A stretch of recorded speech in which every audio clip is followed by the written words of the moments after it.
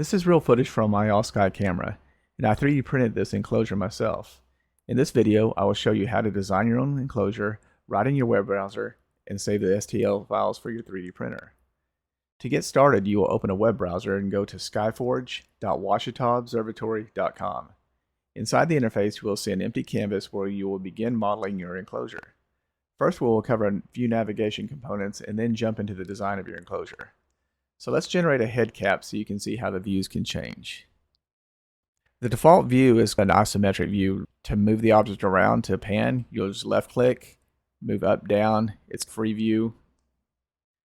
If you want to zoom in, you can use your mouse wheel and scroll forward and backwards. And if you want to pan left or right or up or down, just right click your mouse button and move in the direction that you desire. You also have a row of buttons across the top. This is the isometric view. You have a front view, a top view, and a side view. The wireframe view is helpful if you need to see through the object, matching threads or anything like that. And you also can change your default color themes. Now, you have two tube systems to choose from. You have a standard and a tall. We'll go ahead and generate a standard tube. So we'll say we're on a standard. We'll choose the head tube. Generate STL.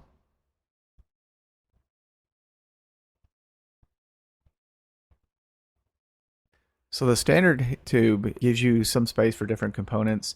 You'll see across the top you have these vent holes. Along the bottom you have vents around the bottom. This hole in the middle is where your power, you would use a cable gland to pass the wires to the bottom, and this outside ring is designed for a 2-inch pole mount. You notice the threads at the top. This is where your head cap would thread onto. Now this system is not designed for a lot of components, and I'll show you what a cradle looks like that would go into this system. This system is primarily designed for somebody that may just want to run a camera and have their computer or other components, other sensors running inside a different weatherproof box, maybe inside their home or nearby enclosure. So as you can see on this, whenever you design your cradle, will drop in from the top, threads down into this thread ring on the bottom, and we'll go ahead and generate a cradle so you can see what that looks like. But first I want to go ahead and add this to my model. So we've got our head tube designed here. We're going to choose add to model. Notice it shows up here. Now let's go ahead and add our cradle. So you have different choices when it comes to your cradle. You have multiple different types of cameras that's supported. You have the ASI 533 MC Pro, the ASI, these are like the puck cameras, the planetary cameras from ZWO. You have Player One, and you have the Raspberry Pi HQ cam. So let's go ahead and drop an ASI 676 into this. We'll choose that option. We'll choose Generate STL. And one thing I've failed to do on here, you can actually put a lens on here. So if you know the height of your lens from the seat mount, you can actually add that on here. So generally, most of them I've seen are between 25 and 30 millimeters. So let's just say a 28 millimeter lens would come up off that camera. So we'll generate that again. So now you have a lens cap that's popping up. And this is helpful whenever you drop the cradle into your enclosure, whenever you're looking at the full model. So you can see kind of where it sits in relation to the dome, how close it is to the top of the dome, or peeking up over the ridge of the head cap. So that looks good to us. There's other parameters that you can do also. You can raise or lower the camera. This would cause this middle part to raise up or down. But we'll go ahead and just add this to our model. So now we have a head tube and a cradle. Next we want to go ahead and add our head cap. So let's go ahead and generate that. This basically gives you your dome parameters. You can change the dome parameters on here. You can make the dome seat larger or smaller, but we're just going to leave it as a default. We'll say add that to our model. And then finally we will add our dew ring tray. So we'll choose that. So this is our dew ring tray. This is designed for a 3 or 4-inch dew ring, or a DIY. If you're using resistors, you can put a resistor ring on this. So we'll go ahead and add this to our model. And now finally we can choose the option to model it. And this basically gives you the entire designs, everything that you have. And you can say, yes, it looks exactly like I want.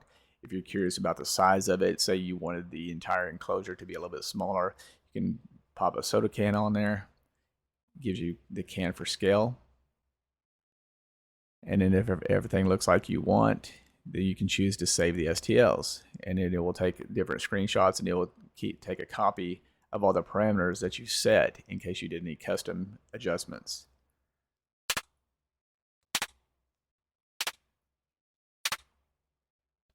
Okay, and it'll prompt you where do you want to save it at. So we'll just save it to our folder.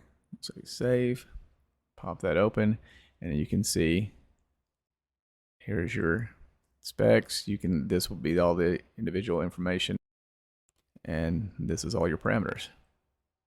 So if you had adjusted anything, it would show up in this view. Now, this being the standard build, there's not a lot of room for sensors and other things like that. So to go with a little bit larger model that gives you more space, you can go with a tall model. So with that, I'll go ahead and generate the enclosure for that. So we will say with the tube tall, generate the STL. So you see the tall model of the tube is much larger. You have a lot more space, and you also notice it's open on this end.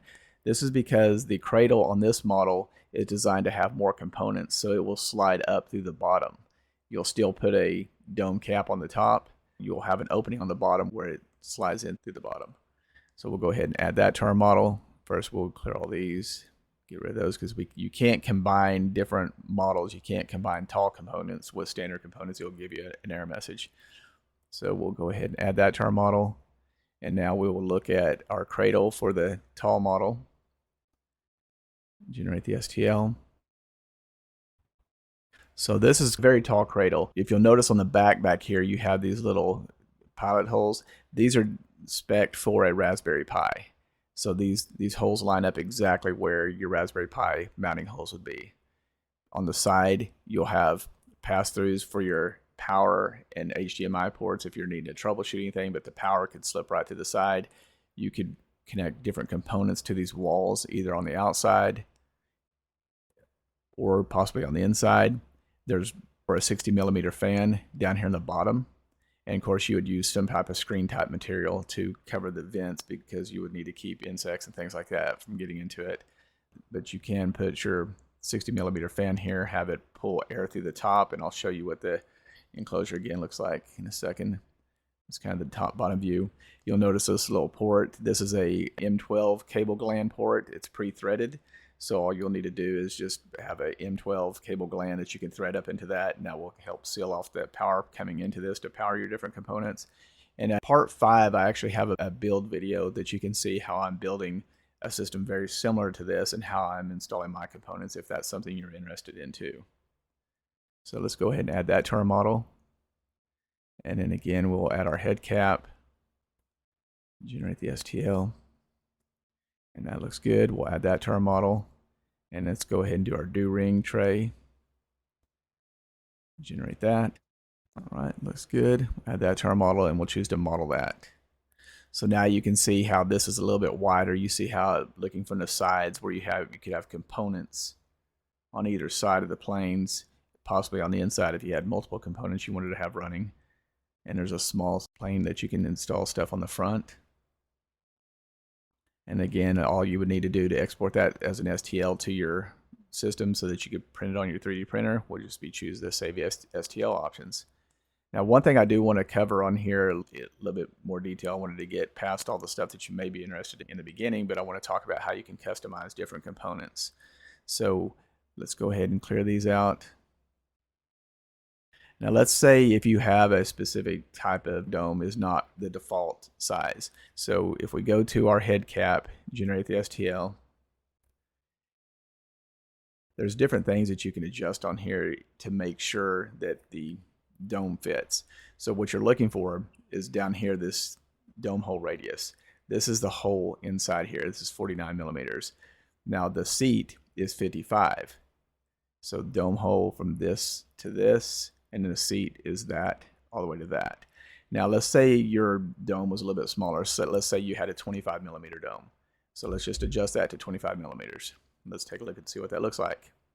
Okay, now what you want to do is you want to have a seat where your dome could actually sit on. So right now we still have a relatively large dome spanning across here, but the dome hole reduced down to 25. Let's say your actual dome seat, the actual lip of your dome that sits on the tray, let's say it was 30.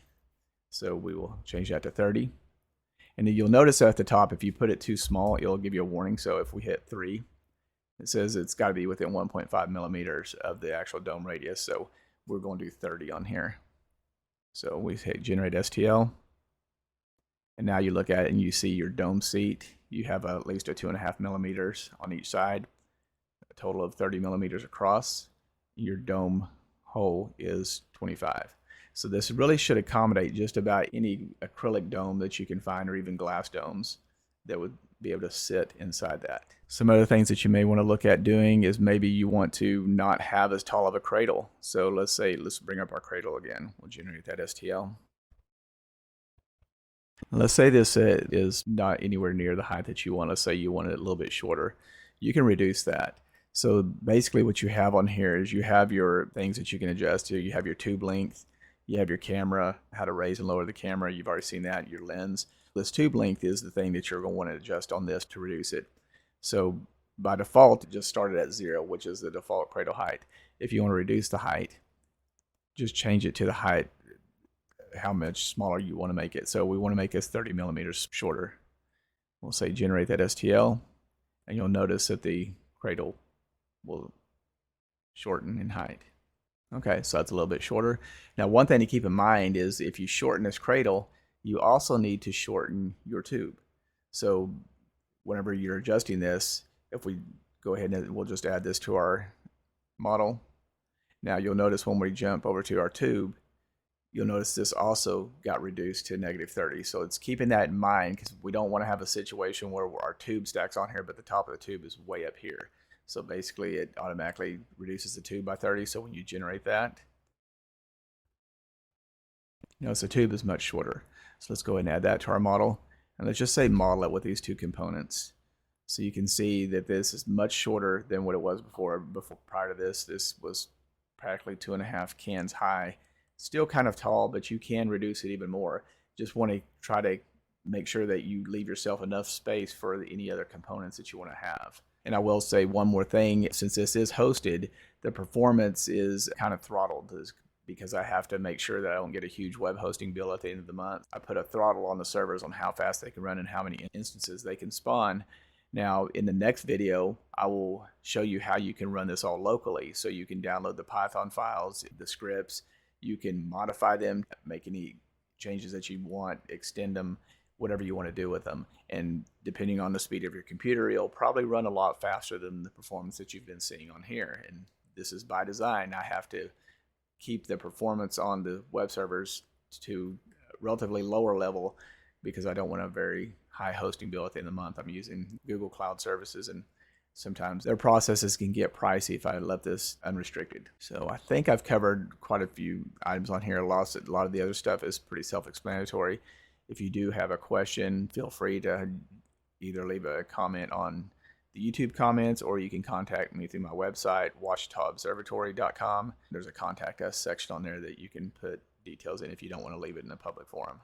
And that's part 1. You've designed your own weatherproof AllSky enclosure and downloaded the print files. No CAD required.